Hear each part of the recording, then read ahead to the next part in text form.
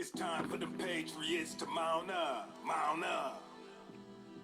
It's time for the Patriots to mount up, mount up. Patriots, mount up. Let's monitor the politics, give them all the realness. Everything transparent so the people feel this. Government officials, we gon' challenge all your bullish. Lying to the people in the world, let's expose this.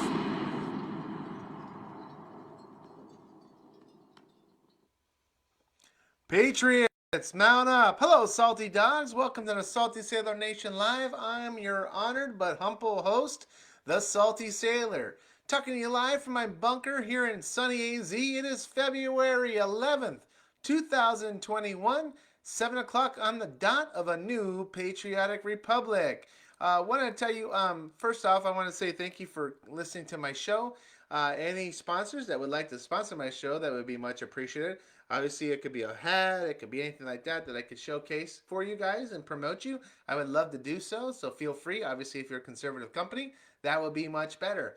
Don't want to bog this live show down with advertisements, so there you go. So let's get right into the news, guys. It's been a crazy day news-wise. Obviously, you had the sham impeachment trial happening this afternoon, letting the Democrats finish their I don't even know what that was. It was like, remember Ringley Brothers and Barnum Bailey Circus, the greatest show on earth?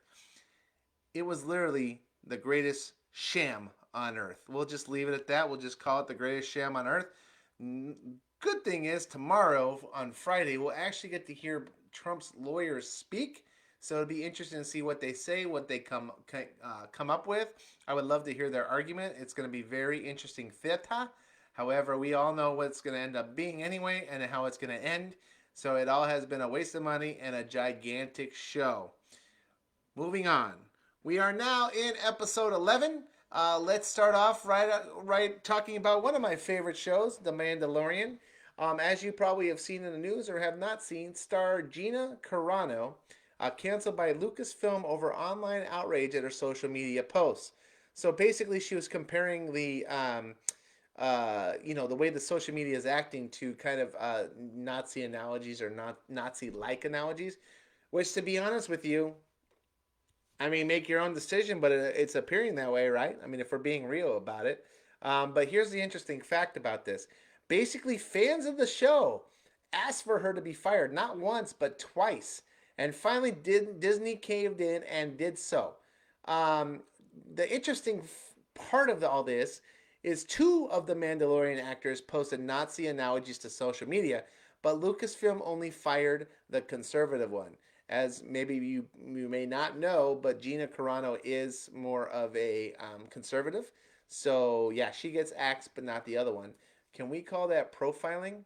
Um, Actually, I don't know if she's Italian or Spanish, but could she even say that could be racially profiling? The world we live in, not sure, but something to think about or consider, right? It's it's very shameful, honestly, for Disney to partake in basically this cancel culture that's happening. You would think the one person or the one company that's supposed to own the greatest place on earth would be a little bit more I don't know, middle ground as opposed to having culture kicked in. How was it affecting their bottom line when The Mandalorian was a very popular show? Let's ponder that one. Moving on.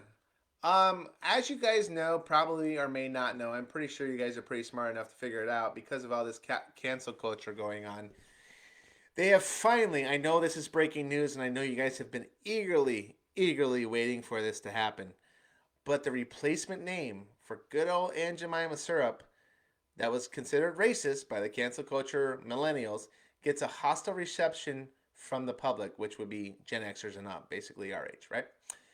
Aunt Jemima, the iconic brand of pancake mix and syrup, has gone through various image makeovers over the years. Now, I don't know if you guys are familiar with the story, but it was posted a while back. I kind of posted a little bit on there. But essentially, the woman, the African American woman that actually did, pose for it, and she was kind of the monkey of it. Basically, signed a lifetime deal with the maker, right? Which now Pepsi co-owns, but it used to be owned by Quaker Oats. A lifetime deal. Basically, her family, when she passed away, would get the royalties from the name and everything else. They even interviewed her. She had no qualms with it. She said, "Hey, it's cool. There was no racial undertones behind it, but it was only until we get to this level of life that all of a sudden it's racist and everyone's having an issue with it. For 50 something years, no issues, none at all. I like Aunt Jemima syrup. I'm sure everyone liked it, but all of a sudden now it's deemed racist." But moving on because we're just weird world now, basically. Um, they've changed years to change the clothing and appearance of the black woman, some synonymous with the brand. Now Aunt Jemima has been rebranded, get this, as the Pearl Milling Company. PepsiCo, which owns Quaker Oats, said in a statement on Tuesday. Okay, so let me get this straight. They went from Aunt Jemima to the brand of Pearl Milling Company. Um, that's the equivalent of being as bland can possibly be. In other words, they're like, you know what? We're gonna make this name so that way we don't get anything like sued down the road for anything it could be relatable to. I mean, if you had to pick, like, who was the person in the marketing department that looked at this and said, for branding purposes, this just makes sense.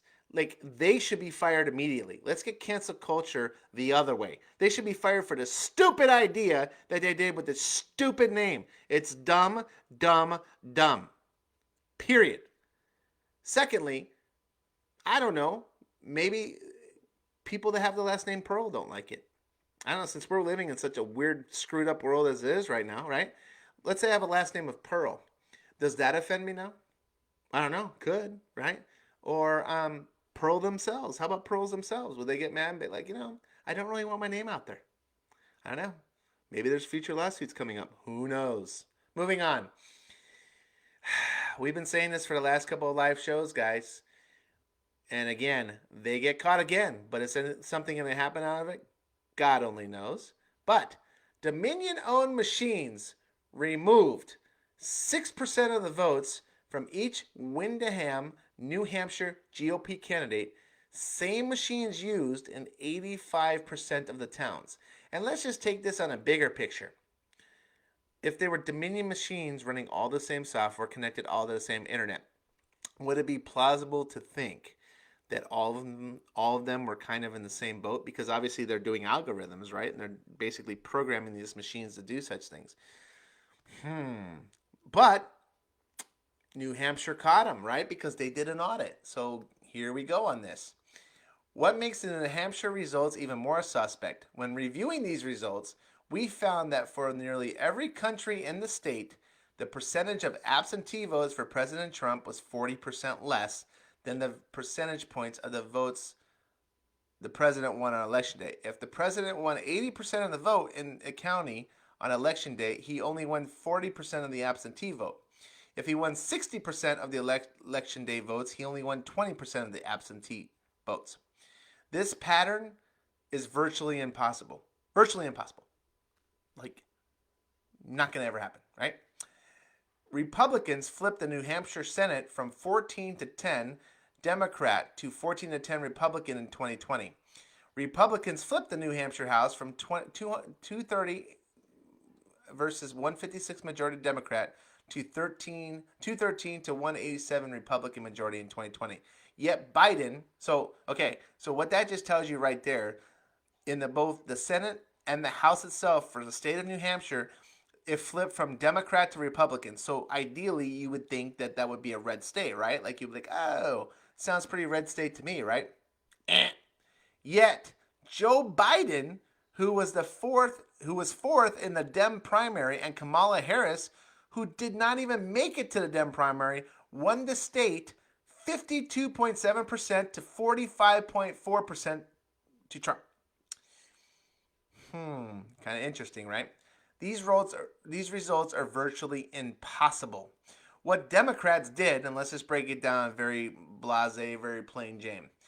What they did was skim 6% off of each GOP candidate in each race where there was a recount. A recent hand recount in Rockingham District 7 New Hampshire House race in Windingham, New Hampshire, found that the Dominion-owned voting machines shorted every Republican by roughly 300 votes. So if you put that on a bigger scale, every district within that state shorted each Republican by 300 votes. Now, what's interesting is, in the Senate and the House, they still won. right? But not the presidential race. Interesting. Illegal. Okay, so that's kind of the end of that. That's still ongoing. I think you're going to have Michigan. Michigan flipped a lot more than that in terms of the corruption that happened there. I mean, they're talking almost up to 1 million votes. So we'll see what shakes out with there. Maybe we're not going to speak their name because of the certain algorithms here, but let's just say the certain conspiracy side things would probably look at, like they still claiming March 4th. Well, we already know what that's all about, but it'll be interesting to see if this has any net effect to that. Again, my opinion, not conspiracy theory, my opinion. Moving on. Illegal crossings at the southern border double in January from previous year thanks to Joe Biden's open border policies during the pandemic. The electronic ballots are then whoops. I skipped one. I apologize. So we're still talking about apparently the voting thing. The electronic ballots are then transferred from adjudication, the report continues. The international errors lead to bulk adjudication of ballots with no oversight, no transparency, and no audit trail. This leads to voter or election fraud. Based on our study, we conclude that the Dominion voting machines should not be used in Michigan, he added. So, like I said, we further conclude that the results of the Antrim County should not have been certified. Okay, so we already talked about that as well, too. And again, my only statement for the illegal crossings at the southern border has doubled in January from previous year thanks to Joe Biden's open border policies during the pandemic. He's basically had a fight with ICE. Basically, he stopped the construction on the border wall before he got sued. So the construction went back into going on again. And then this is the net effect of a lot of the regulations he's tried to do with EOs he's also being sued for from the illegal crossings at the border. Basically, they're telling us that we're locked up with COVID, that we should mind the CDC guidelines and all this bull cocky, but yet they're allowing illegal immigrants to come in with COVID and then just release them into, let's say, our wild U.S., right? So if they had COVID, they're obviously not following protocol, but they're allowed to come in and then, migrate with us and possibly infect one of us, right? Then there were some reports of that they're building a small tent city like they had the old prisoner, Sheriff Joe, back in the day, in border states to allow prisoners to come in quarantine before they come in and are allowed to run freely in the U.S. What the hell country is this becoming? Our taxpayer dollars are going to fund a tent city? This is ridiculous, people. Ridiculous. Okay. What's this one? I'm not even gonna mention that one. That's probably a waste of time. Well, maybe. I don't know if I mentioned this in the last show, but Biden just revoked the $250 million United Negro College Fund that pledged. Yeah, I did talk about that yesterday. I apologize. Sorry, my notes, something got added in there. I wasn't supposed to. My apologies. White House says no specific date yet for Biden. I'm gonna butcher this name, but Netanyahu call. President Joe Biden will talk soon with Israeli Prime Minister Benjamin Netanyahu, but has no specific plan to do so yet. The White House said Thursday, underlining an apparent distancing in the key relationship. 3 weeks into his presidency, Biden has pointedly reached out to a raft of traditional U.S. allies, but kept some leaders who were particularly cozy with his predecessor Donald Trump at arm's length. Yeah, that's really good for, international relations, Biden. So you're having a grudge against Trump because he had a better relationship with somebody? Are you freaking retarded?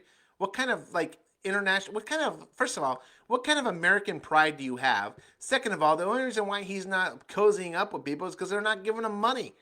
That's why he's such in bed with China, because he's been cozying up with them forever, and all the other frickin' states that he's frickin' cozying up to pad his pockets. Or I should say his family pockets, because he can't even tell you right from left right now. Idiot. Moving on. Biden, okay, so this is very interesting. You know those things, I don't know, they're kind of annoying little things, right? They're called HIPAA laws, okay? So essentially, Biden White House leaks health information about President Trump to the New York Times. First of all, that's illegal, but it's nothing new to Biden.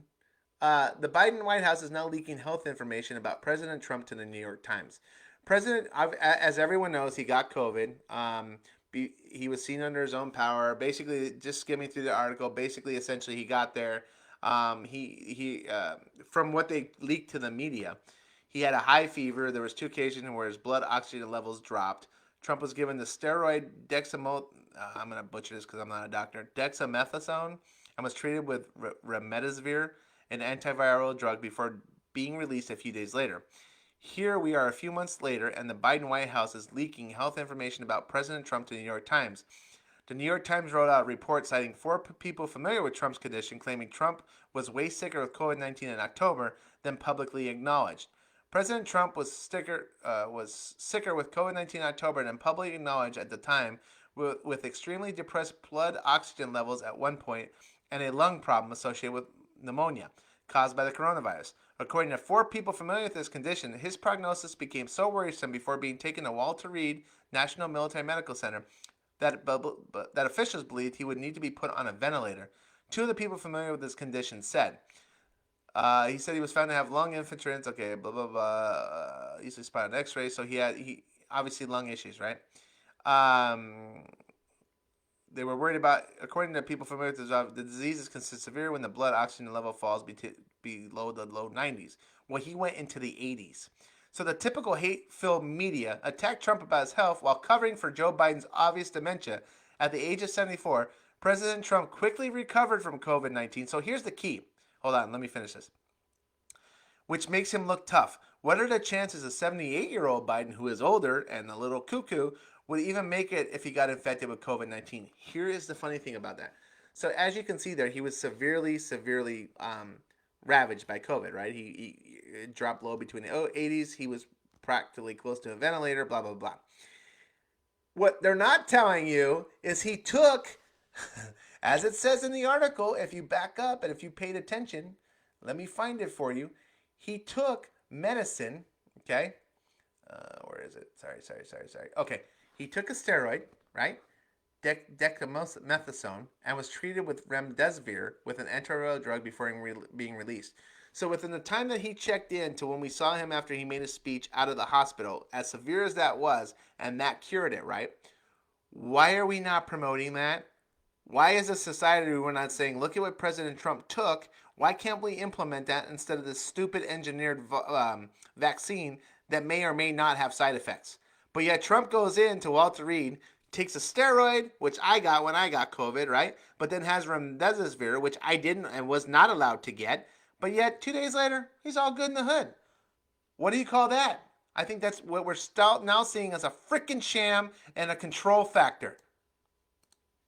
And you're listening to stupid Dr. Fauci that is freaking making more money than anybody in the Washington, D.C. Reason why he's making more money in Washington, D.C. than anybody else. It's called job security, people. Hello? God. Anyway, moving on. Attempted illegal border crossings, which I mentioned earlier, more than doubled from a year ago. Nearly 78,000 people attempted to enter the U.S. illegally across the southern border in January, more than twice as many as a year ago. The U.S. Customs and Border Patrol said the number increased 6%. Indicated a 6% increase from December. Wednesday, the Border Patrol Wednesday on its website, it was the highest total since July of 2019. Nearly half of those detained attempting to gain entry in January, 37,600, were single adults from Mexico, a 119% increase from the same month a year ago. The total number of arrests averaged about 3,000 in January, and the Border Patrol indicated that one of the primary drivers of the increase is a perceived shift in U.S. policy under President Joe Biden, such as his executive order to halt the construction of the border wall, which got revoked. Border Patrol believes that this increase is caused by several factors, including crime, migrants' home countries, ongoing pandemic, obviously the policy shift. The vast majority of encounters occur between official ports of entry. Furthermore, the Border Patrol estimates that between March 20th of 2020 and February 4th of 2021, 38% of these encounters involved recidivism or individuals who have been apprehended more than once. 38%. What they're basically talking about is gang members, MSM, all those guys. Hello, McFly. I don't understand these people. Here's the funny thing that is hypocritical on multiple levels from Lion Biden. Okay, he's just I should get a shirt that says Lion Biden. That'd be fantastic. Anyone want to make some and we sell it? Hey, give me a call. Salty Sailor at the saltysailornation.com. But anyway, moving on. So they're willing to pause the border wall, okay, construction on it because they hate Trump. That's all it is. That's all it's about, really, is they hate Trump. Because if you remember correctly, the Obama under with Biden were the ones that built the cages in the first place in ICE detention center. Let's not forget that. But moving on from that, so we're pausing the wall construction. We're allowing all the illegal immigrants to come across, right? But yet, strangely enough, I mean, I know this is like, I don't know, maybe, I don't know. I just, strangely enough, there happens to be a fence around Capitol Hill protecting all these stupid ass politicians and their counterparts because they're worried about people jumping the wall to cause this quote unquote insurrection, which is proving wrong anyway. But besides the point, so if walls don't work, right? Then why do they have a wall up around Capitol Hill? And why is it that the border wall construction stopped then? Right? If walls and don't work, then we could have just kept going, right? Is that not called hypocrisy or what? I would say borderline hypocrisy if I had to say so myself. Moving on, I'll probably have more tomorrow, guys. I really want to watch I honestly I did not watch the opening arguments because once I turned on for about 5 minutes, guys, and I saw these guys. It was like we were in like La La Land, and there was this great movie script that everyone had these certain lines, and they were gonna be fiery and passionate and play to the camera and look and stare into the eyes and stare at the American people. I mean, my God, I can literally write it right now, right? So anyway, I did not watch any of the days, other than the first 5 minutes of the opening, and I was so disgusted I just turned it off and threw up in my mouth. But besides that, I'm going to watch tomorrow because I want to watch the argument from the Trump side. I want to see all this proof, right? The best part of the clip that what I did see for the 5 to 10 minutes that I watched, if I'm being honest, was it looked like it was filmed by Antifa guys. Like you could literally, it looked like a Blair Witch project gone wrong, right? And then they added some like clips and some firecrackers, and then the lawyers got up and that's basically that's a brief synopsis of the whole whatever 3 days that we missed. So there you go. But I'm gonna be interested to see. One of the things that I did hear this on another podcast, which I think would be smart for Trump to do, but is to I think he mentioned on that podcast that to call the senators that incited the violence, on the Democrat side, basically that caused all the violence in the summertime with BLM and Antifa, but nothing to see there, right? But anyway, call those people to stand under subpoena and let them testify and let Trump's lawyers ask him like, well, what did you mean by this? What did you mean by that? I mean, that's what he kind of referenced in the podcast. And I think that's an extremely smart idea. I would love to see them on the stand and sweat. That would be like worth weight in gold itself. And what's funny about these guys, both Schumer, Pelosi, that Jabba the Hutt Nadler, all those guys, they're coming up for re-election soon. So the only way we're truly going to get them out of office, guys, is if we vote. And because now that we've caught on to the election fraud that's been going on for eons now we'll be able to stop them. So realistically, I don't think they were getting in by votes, guys. I think they were getting in because they were fixing the system.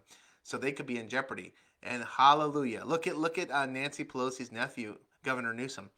They finally got the votes in California, right? They got over the 1.5 million. They say it's closer to 1.9. However, their goal was 2 million, right? They're not even in March 14th. I think March 14th or the 17th is supposed to be the day. They're already there. So everything else is just like cherry on the sundae. So all they're doing is just pounding them more and pounding them more and pounding them more, which is great, right? I think I saw an interview where he was interviewing something in like a Fresno in an elementary school, and there's people in the back chanting impeach Newsom, impeach Newsom. And you could tell he's getting really pissed off. But it's just funny. So you're probably gonna start seeing, if I was like his competitor or his guy that's running, I would start doing it. I would start launching ads now. If I was a GOP, I would be start funneling all these candidates money and start cutting ads right now, like literally right now. What you need for California is here's what you need for California. You don't need an old guy that's a retread, right? That think of it like NFL coaches, right? When they hire a retread, you're like, oh crap, here we go, same story, same chapter, same thing, everything, right? Definition of insanity. What you need is someone that's a fiery person, that's a conservative, that's like super fiery, that will challenge anything as a governor of California, so that way they can actually fix that state, right? Like they can actually get that back on track. You would think that's what the constituents in California would want for their governor, would be someone that would fight for them and put their best interest first, which honestly, that's what we want for all politicians, right? So because they represent us and we're letting them be the voice for us, right? So I don't know where it got shifted, but I mean, if I was California, now's your opportunity to stand up and say, no, no, no, no. This is what I want. And quite frankly, what it's proving out between not only the signatures to impeach, but also if Dominion screwed up California as well too, guys, we may have been thinking all along that California was a blue state, but it might be like on the super down low, it might be a freaking red state. Like I think you're starting to see that. I think California's a red state. I can't even believe I'm saying that out loud. But I think that's what's happening because again, there's been so much corruption in the past. There's no way to really accurately say within reasonable numbers to say, oh yeah, no, it's definitely a blue or it's definitely a red. What you're seeing, and I guess it's being proven by the signatures that are wanting Gavin Newsom gone, that California might actually be a Republican state. And I have one thing to say to all you Californians that did all those signatures. You guys deserve kudos like nobody's business. Congratulations. Good job. Keep up the fight. You guys are heroes for everybody. You're one state. That's one state down. We have plenty more states to go. Texas started the trend. And now guess what? You're doing it. You're doing it, Patriots. Good job, California. So that was kind of my final thoughts. I already lumped into that one. I didn't want to leave any questions today, quite frankly, because no one's emailing me them, number one. Number two, I think we're going to have a lot more questions after we hear Trump's lawyer speak, so I'll save that for probably save that for Monday's show, if I'm being honest. I don't work on the weekends, guys, so we'll probably save that for Monday's show, kind of get marinate over the weekend and kind of discuss it on Monday, which is President's Day. How fitting is that? I don't believe in celebrating Biden's presidency because I think he's lying and a resident, so no. But anyway, moving on. Please like and share or watch via watch parties or please like and share this. As I build out more, my goal is 100 people, like I said, as followers. I just want to get to a level where, they can't squash the little guy, essentially. And with all your help, I can get there and achieve that goal. I do appreciate it.